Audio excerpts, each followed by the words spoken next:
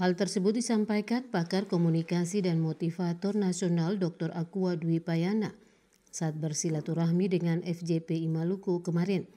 Menurut Dwi Payana, jurnalis perempuan harus memanfaatkan organisasi FJPI sebagai wadah untuk mengembangkan diri dan menyuarakan berbagai persoalan sosial ke publik secara profesional. Jurnalis perempuan harus kompak dan bersatu serta memperkuat kemitraan dengan berbagai pihak termasuk pemerintah daerah. Organisasi ini akan maju kalau teman-teman semuanya kompak, teman-temannya bersatu.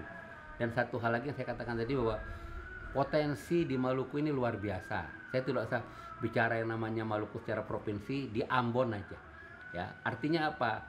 Banyak pihak swasta, pemerintah, ya TNI, Polri yang bisa dijadikan mitra untuk sama-sama memajukannya.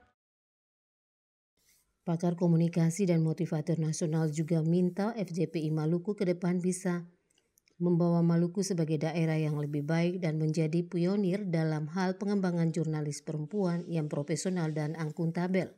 Tim Liputan TVRI melaporkan.